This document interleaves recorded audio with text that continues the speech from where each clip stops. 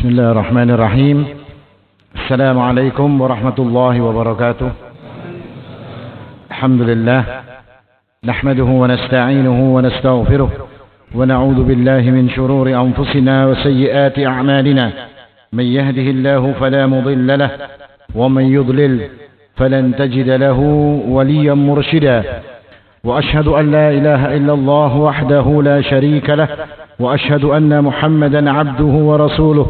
اللهم صل وسلم وبارك وأنعم على حبيب المصطفى سيدنا ومولانا محمد وعلى آله وصحبه وسلم تسليما مزيدا. وبعد إخواني وأخواتي في الدين عزكم الله. Bapak-bapak, ibu-ibu, saudara-saudari sekalian yang dimuliakan oleh Allah Subhanahu wa taala, alhamdulillah kembali kita bersyukur kepada Allah Subhanahu wa taala atas nikmat Allah yang dikaruniakan kepada kita. Kembali kita bisa berkumpul di tempat yang mulia ini. Mudah-mudahan Allah Subhanahu wa taala menjadikan berkumpulnya kita di tempat yang mulia ini akan menjadi sebab bagi kita untuk mendapatkan ketenangan di dalam hati-hati kita, mendapatkan naungan rahmat Allah Subhanahu wa taala, dan Allah Subhanahu wa taala mencatat kita sebagai hamba-hambanya yang taat kepada Allah Subhanahu wa taala. Amin ya rabbal alamin. Ikhwani wa akhwati fid din, azzakumullah. Allah Subhanahu wa taala berfirman di dalam Al-Qur'an, "Ayyamsaskum qarhun faqad massal qaumu qarhun mithluh wa tilkal ayyamu nudawiluha bainan nas وليعلم الله الذين آمنوا ويتخذ منكم شهداء والله لا يحب الظالمين."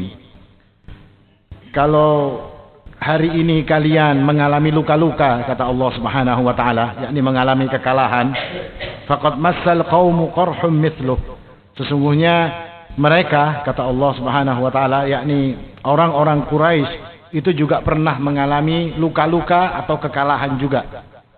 Wa tilkal ayyamu nudawiluha bainan nas, dan sesungguhnya hari-hari itu Allah Subhanahu wa taala pergantikan di antara manusia. Waliya'lamallahu alladhina amanu, dan supaya Allah Subhanahu wa taala tahu siapa di antara kalian itu yang beriman dan menjadikan kalian ini sebagai syahid, bisa membedakan, artinya ada yang menjadi saksi-saksi Allah Subhanahu wa taala. Wallahu la yuhibbul zalimin, dan Allah Subhanahu wa taala tidak mencintai atau tidak menyukai orang-orang yang zalim. Ayat ini adalah ayat yang berada di dalam surat Ali Imran ayat 140 dan nanti kita akan bahas dan seterusnya. Yakni surat Ali Imran, dan makna Ali Imran adalah keluarga Imran. Kadang-kadang kita ini kan nulisnya Ali Imran, ya kan? Ali Imran. Yang kayak teroris semalam itu kalau katanya Ali Imran. Nah, Ali kita ini Ali. Tapi kalau Ali Imran atau Alu Imran itu keluarga Imran. Dan keluarga Imran ini adalah keluarga yang istimewa. Keluarga yang ditazkiyah oleh Allah Subhanahu wa taala. Sampai-sampai keluarga ini dijadikan namanya oleh Allah sebagai salah satu nama surat di dalam Al-Quran. Surat Ali Imran. Nama surat di dalam Al-Quran, dengan sebab memang keluarga ini adalah keluarga yang istimewa. Bahkan Allah Subhanahu wa taala menyatakan keluarga Ali Imran ini sebagai keluarga pilihan. Allah katakan, kalau yang rancak datang ke akikah biasanya kayaknya mengaji innallaha astafa Adama wa Nuhan wa ala Ibrahim wa ala Imran 'alal alamin. Allah itu memilih Adam, lalu Allah pilih Nuh, lalu keluarga Ibrahim, dan juga keluarga Imran. Kalau pian perhatikan ayat ini unik. Nah, kalau kita ini mau teliti-teliti Al-Quran, Al-Quran itu kadang-kadang unik. Allah menyebutkan sesungguhnya Allah ini memilih Adam, lalu Allah pilih siapa tadi? Nuh. Setelah itu keluarga Ibrahim, bukan Ibrahim, keluarga Ibrahim yang dipilih Allah. Setelah keluarga Ibrahim, keluarga Imran. Di sini Allah menyebutkan dua orang kepala keluarga dan dua keluarga. Kenapa Allah menyebut Adam? Kenapa Allah menyebut Nuh? Tapi Allah menyebut Alu Ibrahim, yakni keluarga Ibrahim, dan Allah juga menyebut keluarga Imran. Ini mukadimah dulu lah, belum masuk ke ayatnya ini. Biar Biar ini unik ini, ayat ini Masya Allah unik. Kenapa sampai Allah sebutkan Adam saja? Kenapa Allah tidak mengatakan Inna Allah astafa ala Adama wa ala Nuhin misalnya. Allah memuliakan keluarganya Adam dan keluarganya Nuh. Kalau sudah keluarganya Adam, Adamnya pasti ikut dimuliakan. Ya kalau tapi Allah cuma sebut Adam. Para ulama tafsir mengatakan dengan sebab ada di dalam keluarga Adam itu yang bermaksiat kepada Allah Subhanahu wa taala, yakni Qabil, membunuh saudaranya. Maka keluarganya tidak disebut oleh Allah. Nuh pun juga begitu. Ada keluarganya Nuh yang kafir kepada Allah Subhanahu wa taala. Siapa? Kan'an, anaknya Nuh alaihi salam. Tapi ketika Allah menyebutkan Ibrahim, keluarga Ibrahim semuanya saleh. Dzurriyyatan thayyibah, ba'duha min ba'd. Keluarga yang saleh. Ibrahim alaihi salatu wassalam punya anak Ishak, punya anak Ismail. Dari keturunan orang ini pun keturunan orang-orang saleh dan para nabi Allah Subhanahu wa taala. Demikian pula keluarga Imran. Imran ini punya istri dan anaknya siapa namanya? Maryam, Sayyidah Maryam alaihissalam. Dari Maryam ini pun turun kembali Nabiullah Isa alaihissalam. Maka inilah rahasianya. Kenapa Allah menyebut Adam dan Nuh cuma orang dua ini saja, tapi Allah sebut Imran dan Ibrahim, Allah sebut keluarganya. Nah ini. Jadi pian jadi tahu kenapa itu Ali Imran ini tadi ya kan? Karena keluarganya, sekeluargaan ini baik berataan. Nah kita inginnya seperti itu.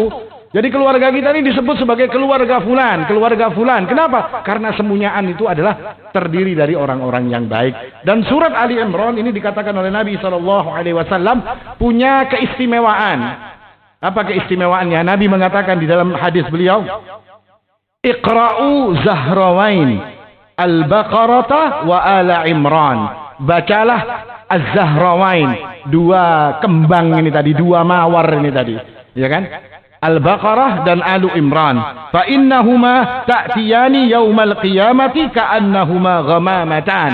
Karena orang yang membiasakan diri mereka membaca Al-Baqarah dan Ali Imran, maka nanti pada hari kiamat ketika orang dikumpulkan di padang mahsyar, maka dua surat ini akan datang atau salah satunya akan datang ghamamatan sebagai pelindung di atas kepala orang-orang yang kepanasan tersebut. Nah, ini salah satu faedah daripada surat Ali Imran. Jadi dibiasakan dibaca.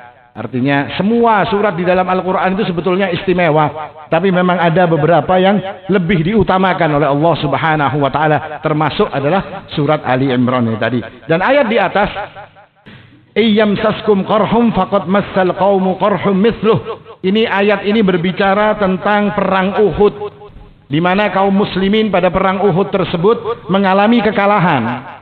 Maka Allah Subhanahu wa ta'ala mengatakan bahwasanya kalau kalian hari ini dikalahkan oleh musuh-musuh kalian, maka dulu pun mereka juga kalian kalahkan, yakni di perang Badar. Bahkan di perang Badar menangnya kalian itu lebih telak, lebih besar kemenangan kalian pada saat perang Badar. Kenapa? Karena pada saat perang Uhud jumlah sahabat yang terbunuh ada 70 orang. Sedangkan pada perang Badar orang-orang kafir yang terbunuh ada 70 orang ditambah dengan 70 orang tawanan, double. Artinya lebih besar apa yang kalian dapatkan di dalam perang Badar. Makanya Allah mengatakan awalamma asabatkum musibatun qad asabtum mislaiha. Bahwasanya ketika kalian heran, kenapa kalian heran ketika mendapatkan musibah kekalahan ini? Padahal mereka orang-orang kafir juga mendapat musibah seperti kalian. Dikalahkan di dalam perang Badar, bahkan kekalahan mereka itu double, kata Allah Subhanahu wa ta'ala. Artinya, kalau kalian hari ini heran, kenapa Allah Subhanahu wa ta'ala menjadikan kalian kalah di dalam perang Uhud? Maka kenapa kalian tidak heran dulu kalian dimenangkan di dalam perang Badar? Kalian perang Badar jumlahnya sedikit. Walaqad nasarakumullahu bi Badrin wa antum adillah, kata Allah. Dan Allah menolong kalian di dalam perang Badar, padahal kalian itu lemah, kalian itu tidak punya kekuatan yang hebat di dalam perang Badar tersebut. Tapi dengan pertolongan Allah kalian menjadi menang. Kenapa kalian tidak heran, kata Allah Subhanahu wa taala? Kok sekarang jumlah 700 dikalahkan oleh musuh? Dulu jumlahnya 300, kalian mampu menang. Kenapa kalian tidak heran? Kata Allah Subhanahu wa taala. Maka ini adalah ketentuan Allah Subhanahu wa taala. Makanya Allah mengatakan, "Wa tilkal ayyamu nudawiluha bainan nas." Sesungguhnya hari-hari itu Allah gantikan di antara manusia. Nah, kita pun hari ini juga harus heran. Kenapa kaum muslimin hari ini yang jumlahnya banyak? Jumlahnya 80 sekian persen, ya kan? Di dunia ini jumlahnya 1,7 miliar jumlahnya kaum muslimin. Tapi hari ini kaum muslimin sedikit pun tidak punya kekuatan. Mereka benar-benar lemah. Bahkan keadaan mereka hari ini itu orang-orang yang dulu zaman Rasulullah itu lebih baik. Kenapa? Karena musuh mereka itu orang-orang kafir yang melemahkan mereka, menyakiti mereka, menyerang mereka. Tapi hari ini tidak. Justru yang menjelekkan kaum muslimin ini justru orang-orang Islam sendiri. Pian kalau perhatian lawan kelakuan orang-orang munafik yang pada hari ini, pian akan tahu bahwasanya tujuan mereka itu nanti kemana. Dulu yang pertama mereka cela, yang mereka obok-obok apa? Syariat, masalah cingkrang, masalah jenggot, masalah cadar. Dulu itu naik sedikit masalah Al-Quran, naik lagi masalah Rasulullah Sallallahu Alaihi Wasallam. Hari ini siapa yang mereka lecehkan? Allah Subhanahu Wa Taala. Setelah ini apa? Kita bisa-bisa dilepas kepala kita ini dari tubuh-tubuh kita. Karena mereka sudah berani mencela Allah Subhanahu Wa Taala. Kita harus mikir di situ. Kok sampai seperti ini mereka ini? Dulu mereka tidak berani seperti itu, cuma syariat, masalah jenggot, masalah isbal, masalah poligami, seperti itu aja yang dicela mereka. Hari ini sudah mencela Allah Subhanahu wa taala, dan ini perlu jadi pikiran kita.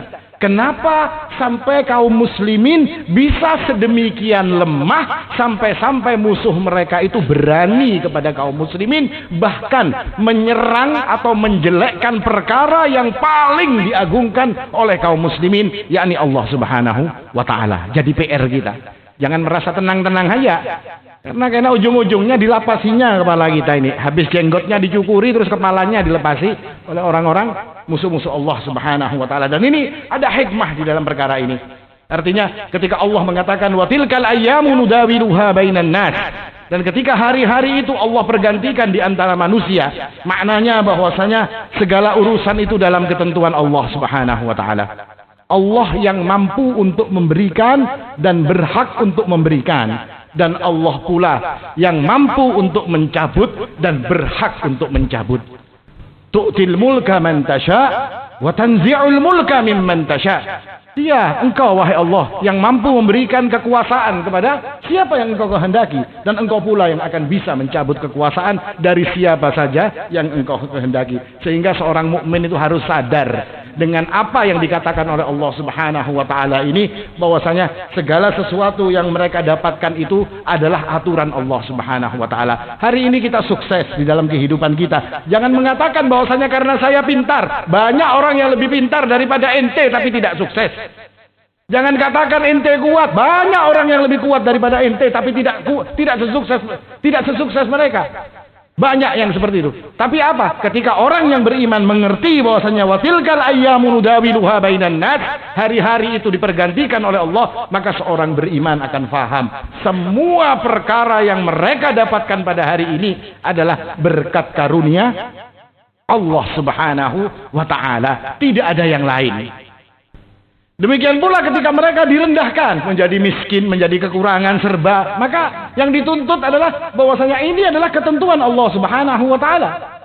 Artinya tidak boleh lalu kita mencela Allah, mencela keadaan, mencela musim, mencela segala macam. Ini perkara yang dilarang karena semuanya sudah dalam ketentuan Allah. Meskipun kita tetap harus berusaha, tapi kita tetap yakin bahwasanya hari-hari itu rodanya dipergantikan oleh Allah Subhanahu wa taala, diputar oleh Allah. Ada kalanya seseorang itu di atas, ada kalanya seseorang itu di bawah. Maka ketika kalian di atas, bersikaplah sebagai orang yang mendapatkan kemuliaan dari Allah Subhanahu wa taala. Dan ketika kalian berada di bawah, bersikaplah menjadi orang-orang yang sabar sebagaimana dituntut oleh Allah Subhanahu wa taala. Jangan malah kalau sudah di atas jadi sombong, tapi kalau sudah di bawah malah jadi kada kekaruan juga, jadi minder, jadi segala macam. Tidak.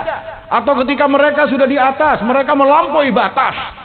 Artinya tidak mau tahu dengan aturan Allah Subhanahu wa taala, dan ketika mereka di bawah, mereka dalam keadaan bermaksiat kepada Allah Subhanahu wa taala. Maka ini hikmah daripada ketika Allah mengatakan segala sesuatu itu Allah pergantikan. Bahkan di dalam urusan kemenangan perang antara kaum muslimin melawan orang-orang kafir Quraisy pada saat itu, ini tetap di dalam kendali pergantiannya di sisi Allah Subhanahu wa taala. Dan perang yang terjadi iyamsaskum qarhun, ini maksudnya adalah perang Uhud.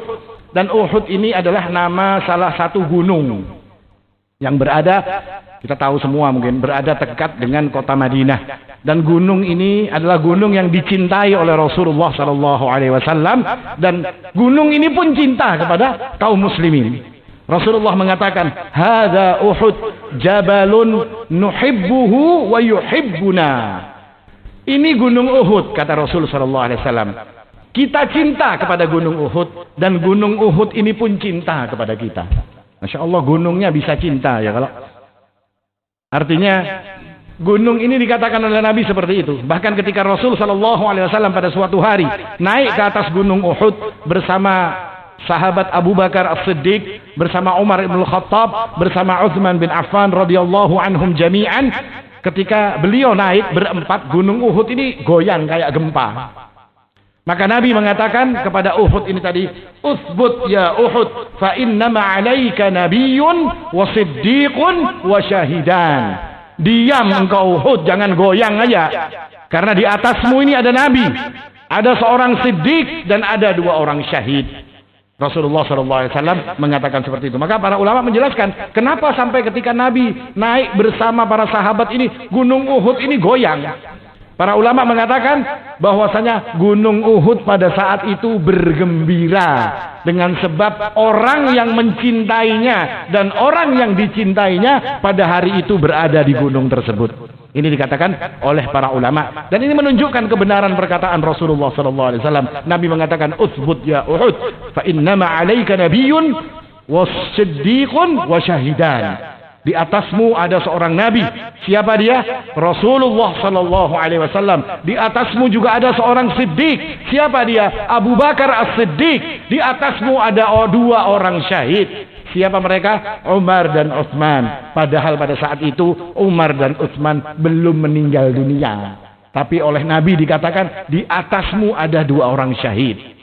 Ini kebenaran perkataan Rasul sallallahu alaihi wasallam. Dan benar, Sayyidina Umar ditikam oleh Abu Lu'lu' al-Majusi, dan Sayyidina Utsman dibunuh pada saat pengepungan rumah itu tadi, pengepungan rumah beliau radhiyallahu anhu. Beliau pun dibunuh, keduanya mati dalam keadaan syahid. Dan ini dikabarkan pada saat Rasul sallallahu alaihi wasallam masih hidup. Kejadiannya kemudian kapan? Kejadiannya setelah 10 atau 15 tahun kemudian terjadi apa yang dikatakan oleh Nabi sallallahu alaihi wasallam. Mungkin kita bingung bertanya, kenapa gunung kok bisa gembira? Nah, ini gunungnya bisa gembira karena gunung itu makhluk Allah.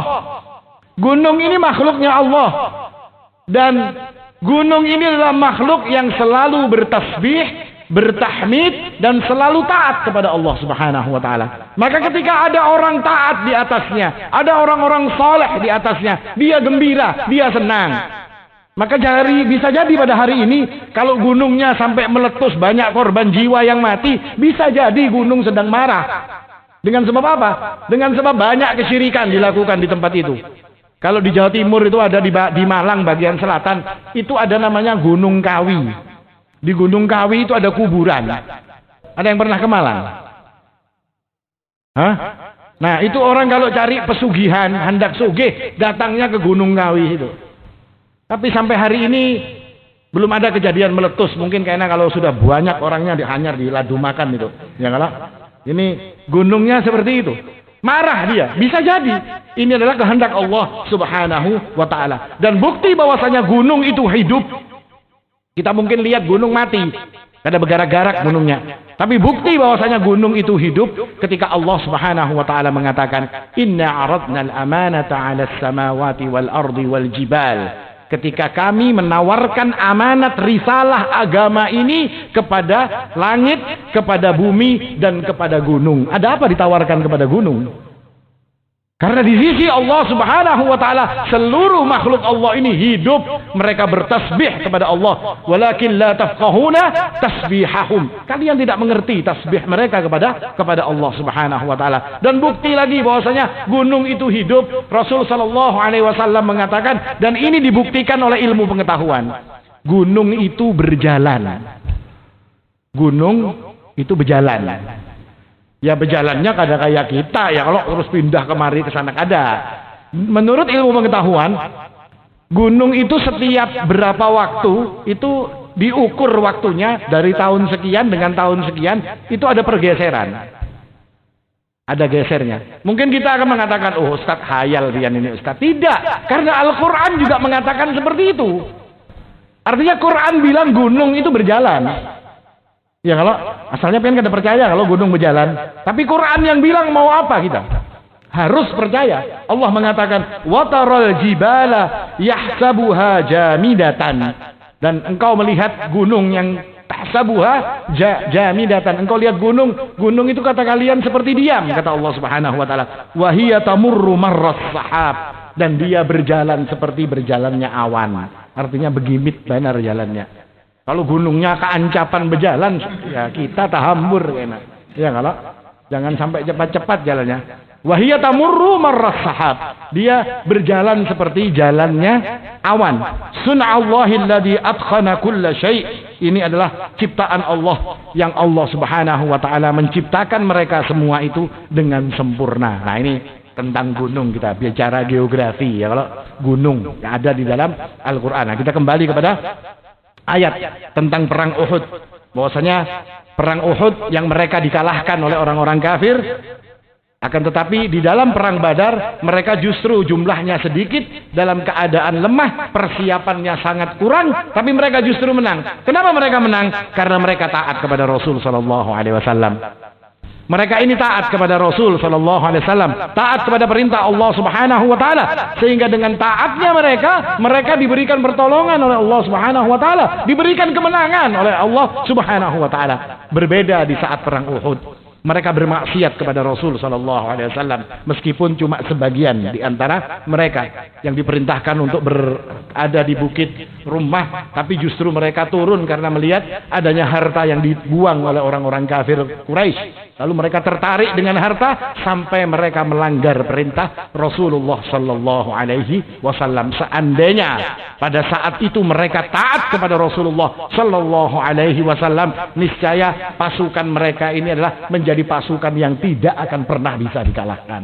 Kenapa? Karena Allah selalu menolong mereka. Nah, ini pertanyaan kita tadi, kenapa kaum muslimin yang jumlahnya banyak sampai 1,7 miliar itu tadi justru dengan gampang diobok-obok oleh orang-orang yang jumlahnya lebih sedikit? Kenapa? Karena mereka tidak taat kepada Allah Subhanahu wa taala.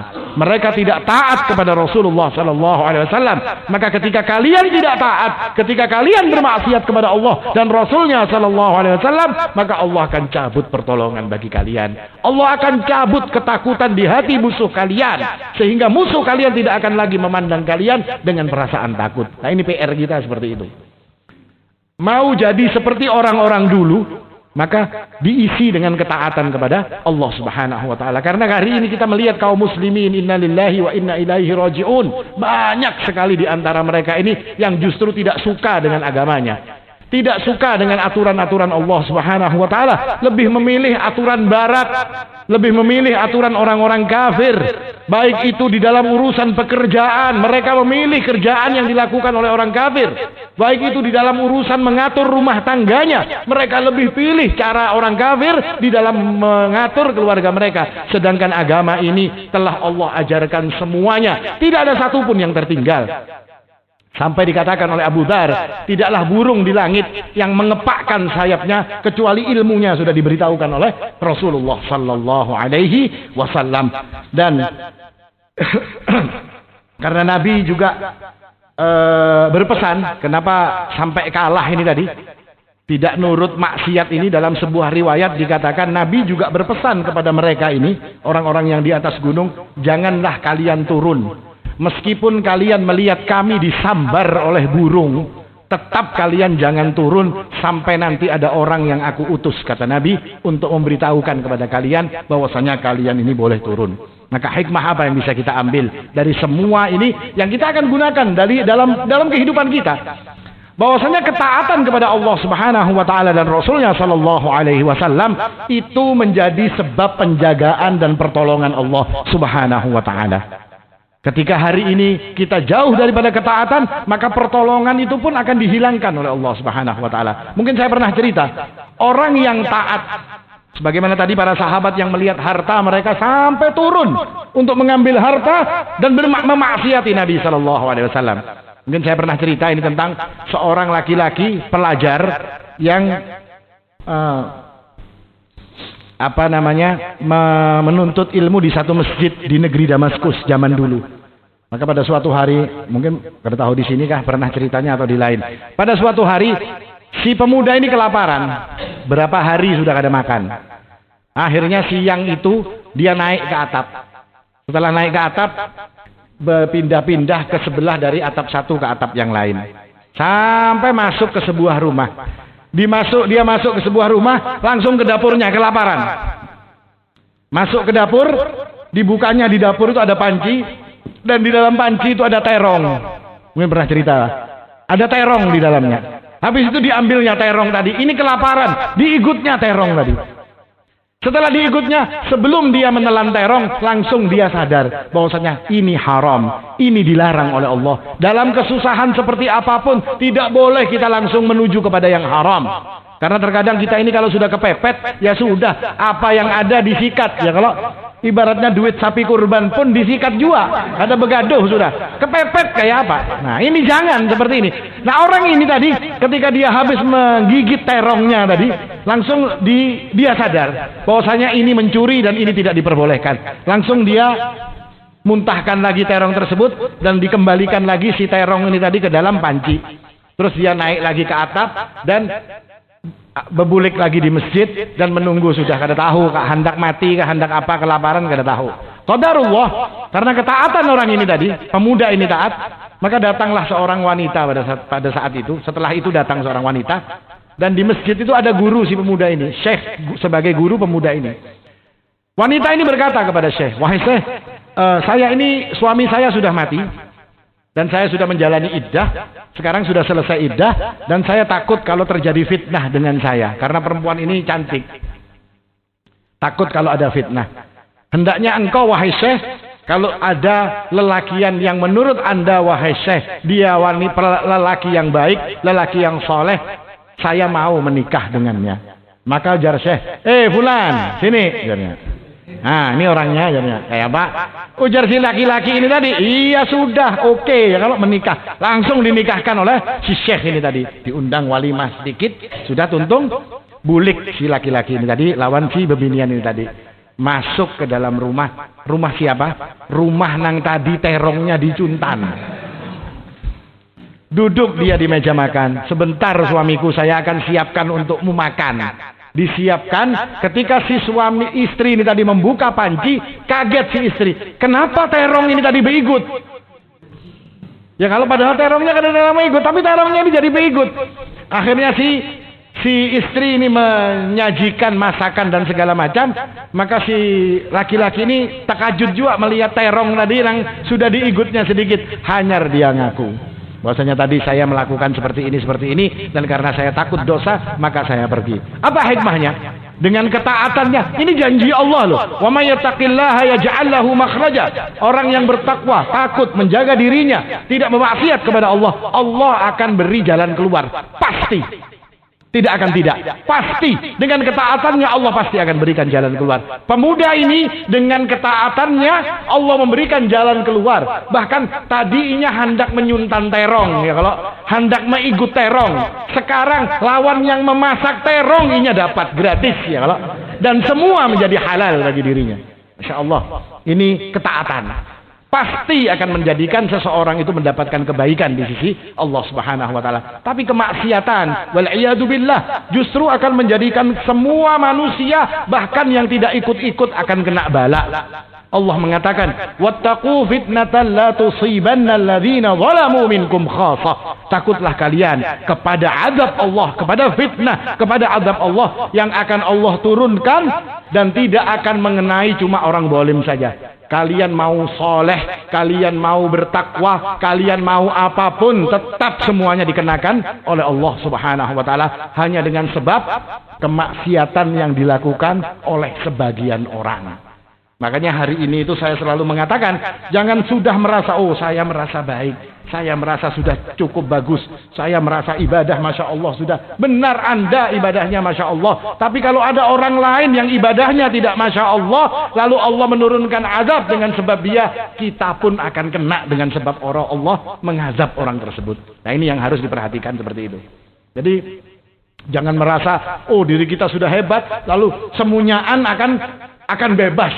Kalau azab Allah turun, kada kena kita, tidak. Allah yang katakan, wattaqu fitnatan la tusibanna alladhina zalamu minkum khassah. Takutlah kepada azab yang bukan hanya kena kepada orang-orang yang zalim saja di antara kalian. Mau zalim, mau adil, mau saleh, mau bertakwa, semuanyaan disikat oleh Allah Subhanahu wa taala. Dan ini hikmah daripada kemaksiatan dan ketaatan para sahabat di saat perang Uhud tersebut. Lalu kita perlu tahu juga apa sih sebabnya perang Uhud. Secara singkat, sebab perang Uhud ini adalah keinginan orang-orang Quraisy untuk menghabisi Rasulullah SAW dan para sahabatnya. Kenapa? Karena mereka takut jalur perdagangannya dipotong oleh Nabi. Sebab orang Quraisy itu kalau berdagang ke Syam, mereka pasti melewati tempatnya Rasulullah SAW. Daripada kaina dicegat-cegat terus lawan Nabi, mending Muhammad dan kawan-kawan kita selesaikan, maka selesai, aman perjalanan kita. Ada juga yang mengatakan bahwasanya perang Uhud ini sebabnya adalah karena banyaknya para sahabat yang pada saat perang Badar mereka tidak ikut. Termasuk ada satu perkataan yang menggetarkan ini, perkataannya Malik bin Nadhr, Anas bin Nadhr, pamannya Anas bin Malik. Ini tertinggal di perang Badar. Lalu dia mengatakan, demi Allah, seandainya saya diberikan kesempatan untuk berperang di jalan Allah Subhanahu wa taala, aku akan tunjukkan kepada Allah seperti apa nanti aku berperang. Maka pada perang Badar, pada perang Uhud, dia pun ikut. Ketika kaum muslimin kocar-kacir, dia betatai lawan Sa'ad bin Mu'ad. Lalu dia ngomong kepada Sa'ad bin Mu'ad, Sa'ad bin Mu'ad, kayak apa kita masuk ke situ? Sa'ad bin Mu'ad kada wani, kada sanggup jar Sa'ad bin Mu'ad. Tapi Anas bin Nadhr kemudian dia masuk membelah barisannya kaum musyrikin, dia penggal kepala orang-orang ini sampai kemudian dia jatuh dan terbunuh. Sampai di akhirnya dicari. Ada satu jenazah yang sudah tidak bisa dikenali karena lebih daripada 80 sabetan pedang, tusukan tombak, dan anak panah pada jenazah tersebut. Kecuali adiknya yang kenal. Kenalnya dari mana? Muhanya sudah kada kelihatan, muha Anas bin Nadhr. Cuma adiknya bilang, ini jari-jarinya kakakku Anas bin Nadhr. Ketahuan cuma dari jarinya. Kalau muha sudah kada kelihatan lagi. Banyak ditebas lawan orang-orang kafir. Nah ini salah satu keinginan para sahabat untuk ikut di dalam perang Uhud. Sebab yang lain yang dikatakan bahwasanya kaum muslimin ingin menunjukkan kepada orang-orang Quraisy bahwasanya mereka ini adalah pasukan yang perlu diperhitungkan. Artinya mereka berani. Dan pada awalnya Nabi SAW tidak mau perang di Uhud, tidak mau. Nabi itu kepingin perangnya di Madinah. Kalau Quraisy datang, biar saja Quraisy masuk ke dalam Madinah. Nanti kita perang di kota Madinah. Tapi orang-orang Ansar mengatakan kepada Nabi, wahai Rasulullah, kami di zaman jahiliyah itu tidak pernah perang di Madinah. Maka jangan sampai sekarang pun Anda mengadakan perang di Madinah. Kita keluar saja wahai Rasulullah. Maka diokekan oleh Nabi SAW. Disetujui oleh Nabi. Kenapa Nabi menyuruh perang di Madinah? Karena Nabi sebelum perang Uhud itu bermimpi. Ada beberapa mimpi yang dimimpikan oleh Nabi SAW. Dalam mimpi beliau itu, beliau mengayunkan pedang, kemudian pedang itu patah.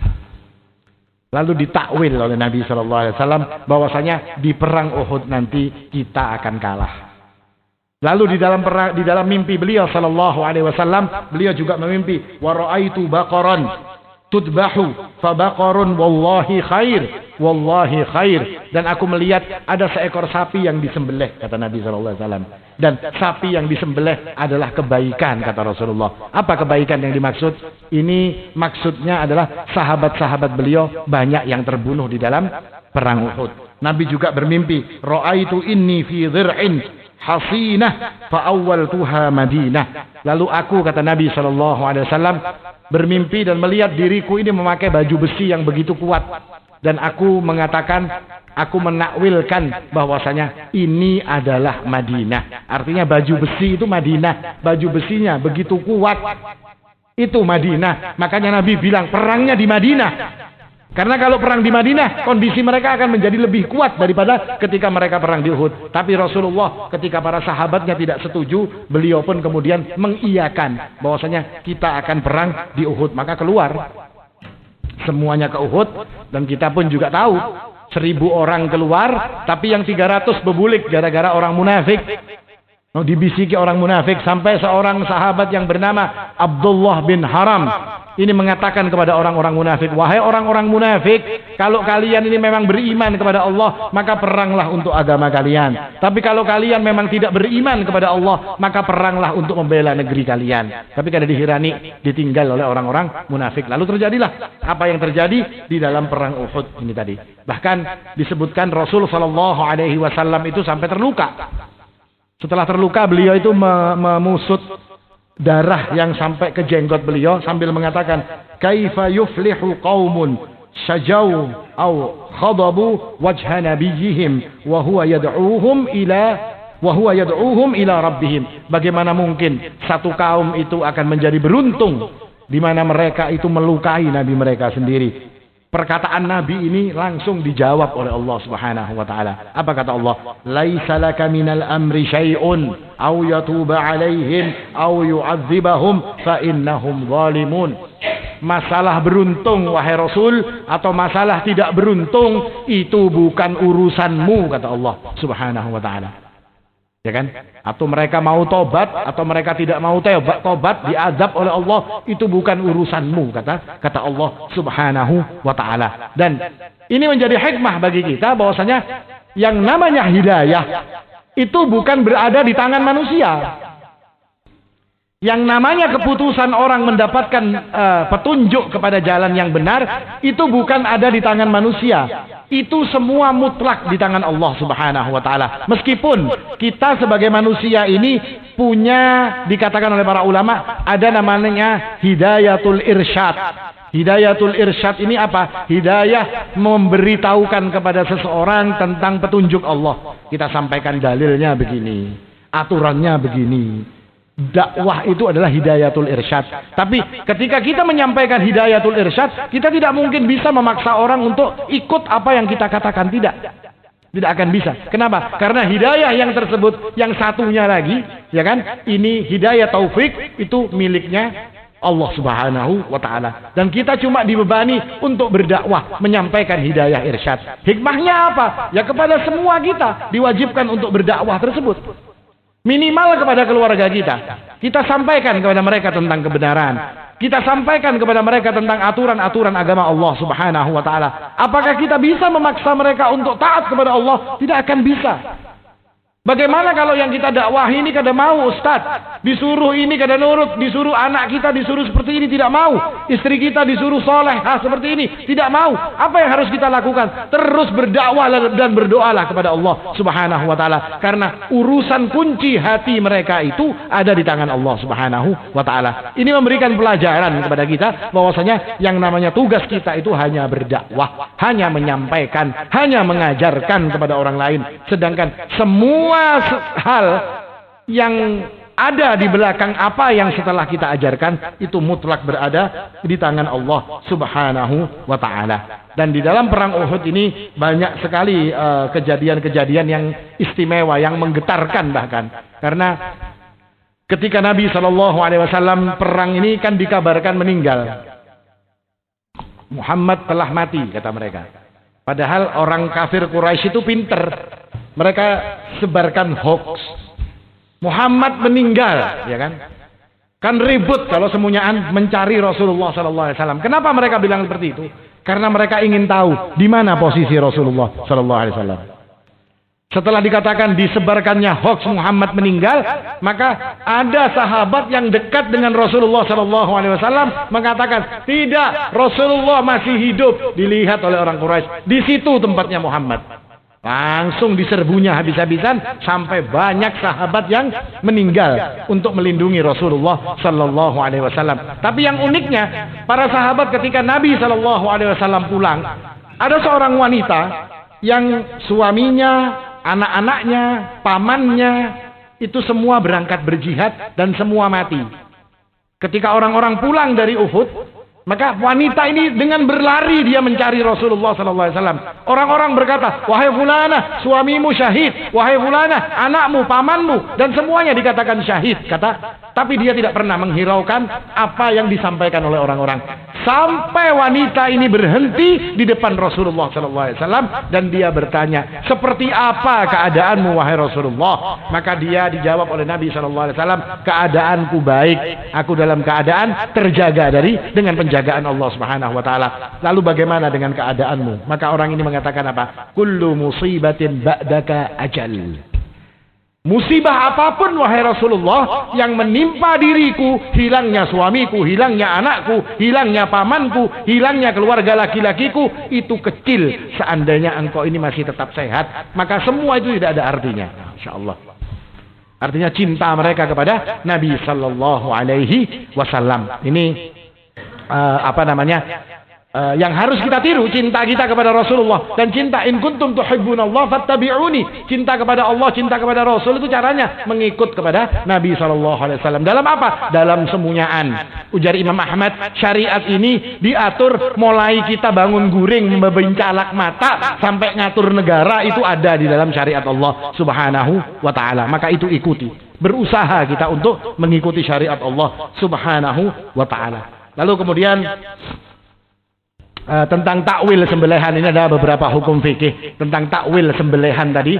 Itu sapi yang disembelih dikatakan sebagai banyaknya sahabat Nabi yang meninggal dunia, yang syahid di perang Uhud. Ada 70 orang. Di antara orang itu ada paman Rasulullah sallallahu alaihi wasallam, yakni Hamzah. Lalu kemudian jenazah yang ada di perang Uhud itu disolati masing-masing. Jadi Hamzah diletakkan, lalu didatangkan jenazah yang lain, disolati oleh Rasulullah, dibawa pergi. Datang lagi jenazah ketiga, terus sampai 70. Artinya apa? Dalam hukum fikih dikatakan oleh para ulama, boleh kita itu menyolati orang itu satu-satu. Tunggal ikungan, ada jenazahnya 5 misalnya. Ya 5 ikung itu disembayangi 5 kali. Itu boleh. Boleh juga jadi 1. Mana dalilnya? Ya dalilnya di hadis ini tadi. Kenapa? Karena Hamzah tidak dipindah oleh Nabi SAW. Hamzah itu disolatkan sebanyak 70 kali oleh para sahabat Nabi Sallallahu Alaihi Wasallam. 70 kali dia disolatkan. Dan Hamzah ini selain dia paman Rasulullah Sallallahu Alaihi Wasallam, dia ini juga saudara sesusu oleh Nabi Sallallahu Alaihi Wasallam. Nah, ini yang terakhir saya akan ada beberapa perkara yang mungkin selama ini kita ini keliru di dalam memahaminya. Nanti kita akan tahu sebab kelirunya. Saya mau tanya, yang membunuh Hamzah siapa? Wahsy. Siapa yang menyuruh Wahsy? Salah. Hindun tidak pernah menyuruh Wahsy. Hindun radhiyallahu anha, wanita salihah yang tidak pernah menyuruh Wahsy untuk membunuhnya. Hadis yang berbicara tentang Wahsy disuruh oleh Hindun, itu hadisnya diriwayatkan oleh Imam Ahmad. Dan Ibnu Katsir mengatakan Imam Ahmad meriwayatkan hadis ini dalam sendirian saja. Tidak ada yang mendukung apa yang dikatakan oleh Imam Ahmad. Termasuk ketika Hindun membelah dadanya dan memakan hatinya. Hadis-hadis yang berbicara tentang itu semua dhaif. Lalu siapa yang membunuh Wahsy? Yang membunuh Hamzah bin Abdul Muttalib. Riwayat ini ada dalam Bukhari. Nah, kita kan kada pernah baca Bukhari akhirnya. Riwayatnya ada di dalam Bukhari. Apa kata di dalam Bukhari? Ketika Wahsy datang untuk menghadap kepada Rasulullah dalam keadaan dia ingin masuk Islam, itu dia pakai surban, ditutup wajahnya, cuma kelihatan matanya. Karena dia takut kepada para sahabat atau kepada Nabi SAW karena dia telah membunuh Hamzah. Lalu ditanya oleh seseorang kepada orang tersebut, atau orang itu tahu, ente Wahsy, buka tutup kepala ente. Dibuka oleh Wahsy. Lalu ditanya, ala tukhbiruna biqatli Hamzah? Maukah kamu ceritakan seperti apa engkau membunuh Hamzah? Maka dia mengatakan, na'am, inna Hamzata qatala Tu'aimah atau Tu'aimah bin Adi bin Al-Khiyar bi Badr. Sesungguhnya Hamzah itu membunuh Tu'aimah atau Ta'imah bin Adi ketika perang Badar. Lalu kemudian kata Wahsy sendiri yang mengatakan, faqala li maula Jubair bin Mut'im. Ada seseorang yang menjadi maulanya Jubair bin Mut'im. Siapa Jubair bin Mut'im? Jubair bin Mut'im ini orang yang anaknya dari Mut'im bin Adi. Anaknya Mut'im bin Adi yang membela Nabi waktu Nabi tidak boleh masuk Mekah. Lalu mereka inilah yang menjamin Nabi untuk bisa masuk Mekah ketika baru datang dari Taif. Nah, Jubair bin Mut'im ini punya maula. Maula itu budak yang sudah dimerdekakan. Nah, budak yang sudah dimerdekakan ini punya paman. Namanya Tu'aimah atau Ta'imah ini tadi. Ini pamannya. Dan pamannya ini dibunuh oleh Hamzah di dalam perang Badar. Lalu kemudian si maula yang tidak disebutkan namanya ini tadi mengatakan kepada Wahsy, "Idza qatalta Hamzah fa anta hur." Kalau kamu bisa membunuh Hamzah, kamu merdeka. Maka dibunuhlah Hamzah dengan perintah daripada maulanya Jubair bin Mut'im. Bukan Hindun yang membunuh. Tapi di film-film kita lihat Hindun. Ini hadis riwayat Bukhari. Hadis yang mengatakan ini riwayat Bukhari, bukan riwayat yang lain. Riwayat Imam Bukhari, ashahhul kitab ba'da kitabillah. Kitab yang paling sahih setelah Al-Quran itu Sahih Al-Bukhari. Ini ada dalam Bukhari. Sedangkan yang mengatakan Hindun itu hadis-hadisnya dhaif. Lalu kenapa yang ma'ruf itu adalah Hindun? Tidak lepas dari campur tangannya orang-orang Syiah. Kenapa orang Syiah? Karena Hindun ini ibunya Muawiyah. Muawiyah itu siapa? Yang bermusuhan dengan Ali bin Abi Thalib. Nah, karena sebab bencinya mereka kepada Muawiyah, sampai kuitan Muawiyah pun difitnahnya jadi pembunuh Hamzah bin Abdul Muttalib. Nah, ini beberapa faidah dari cerita-cerita yang ada mungkin, dan beberapa faidah untuk kehidupan kita. Bahwasanya intinya segala sesuatu itu berada dalam aturan Allah Subhanahu wa taala. Segala sesuatu mutlak menjadi kehendak Allah Subhanahu wa taala. Maka ketika kita ingin berubah, ingin dirubah, ingin menjadikan kita lebih baik, ingin menjadikan kita lebih apapun, maka yang kita minta jangan ke lain, langsung minta kepada Allah Subhanahu wa taala, karena dialah yang mempunyai hak mutlak untuk melakukan perubahan itu semua. Kira-kira ini yang bisa disampaikan, mudah-mudahan bermanfaat. Aqulu qouli hadza wal haqqu 'indallah. Subhanakallahumma wa bihamdik asyhadu an la ilaha illa anta astaghfiruka wa atubu ilaik. Tsumma assalamu alaikum warahmatullahi wabarakatuh.